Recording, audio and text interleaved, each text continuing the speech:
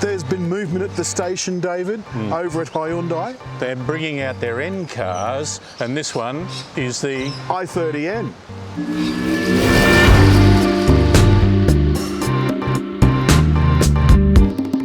Part of that movement, David, has been the engine. And I think that and the gearbox are the biggest changes. Though there have been others, the biggest changes in this new facelifted model of the i30N.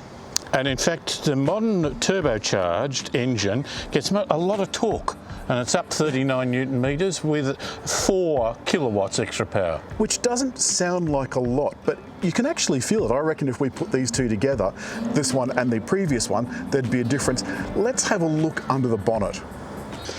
We're talking here about a 2-litre turbocharged engine, which has a bloody strut, David. It's got a strut. Yeah, I always prefer it to hold it on their own.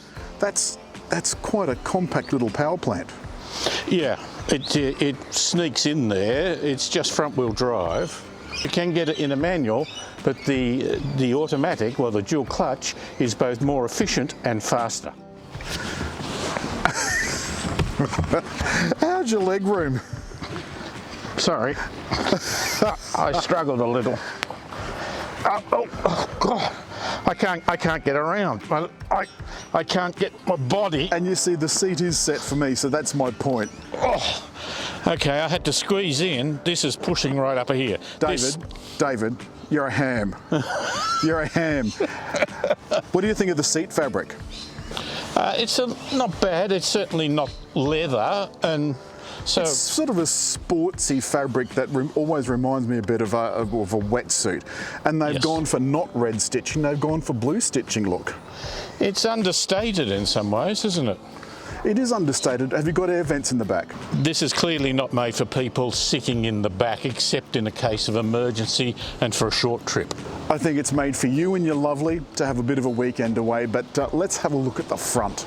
The layout is hot hatchish in a way, simple 2 dials, nothing great there.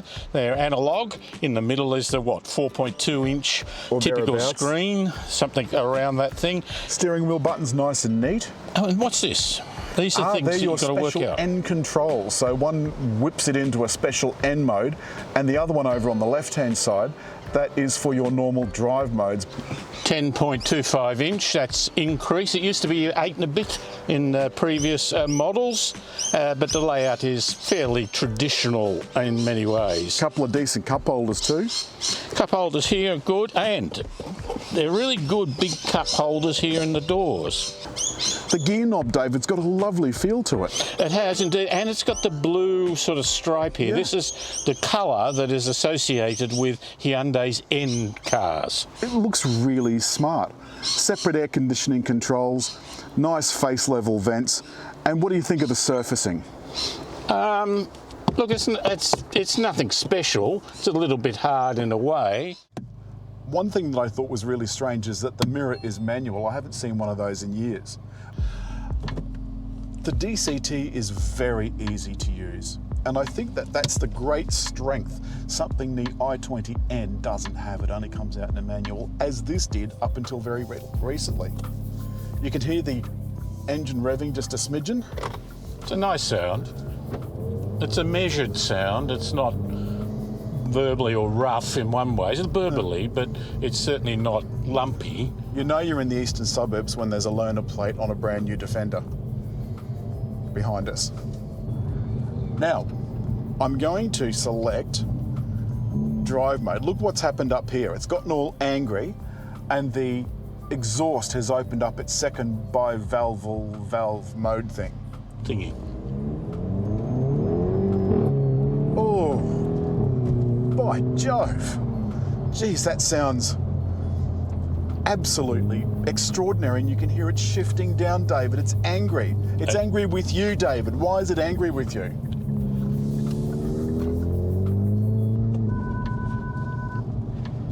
I thought I was going to hit those people.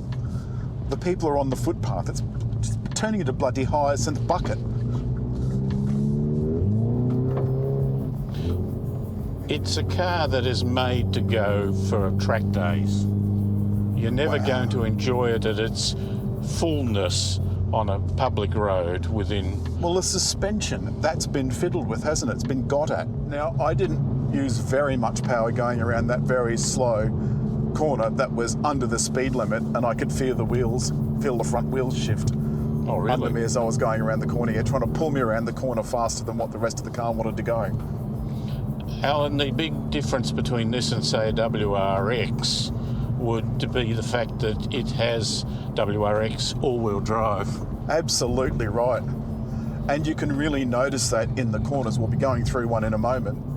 Now, we've pulled out onto the freeway where I fancy this car was not designed to be. It was designed to be on a track. And I've got some of the driver aids, David. I've got steering, and I've got lane centering, and I've got lane departure. But you know what I don't have? Smart cruise control. If I put that cruise control on, it won't keep me a set distance from the car in front. Like going around this corner now, and it's steering itself, but not so strongly like some of those other cars that we've had. It also centres very well. Hyundais are good at this. I'm getting to the bit where there's some twists and turns and the rains come. Good. Well, it's good if it goes well.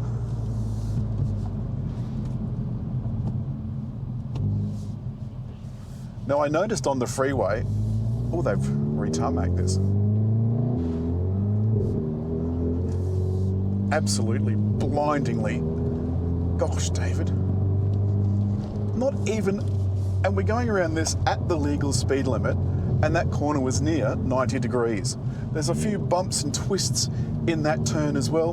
Not a bit of it. It's not even blinking.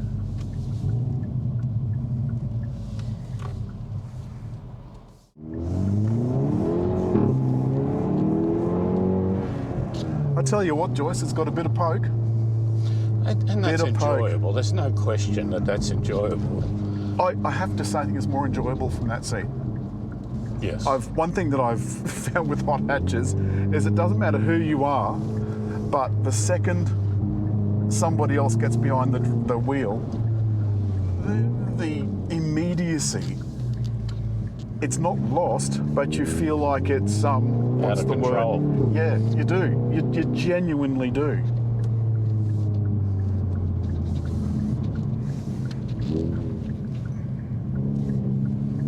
Now this is where, if I could see properly,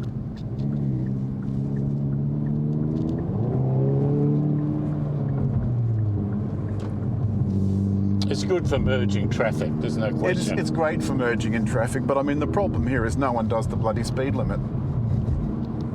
Here we are, David, on a highway.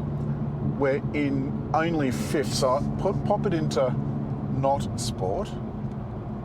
Now, that's dropped back to sixth. I'm doing 75 or so. I'll go up to 80. And still in sixth. Now it's in seventh. Well, I just changed it into 7th. Oh, did you? But we've got another one to go. Yeah.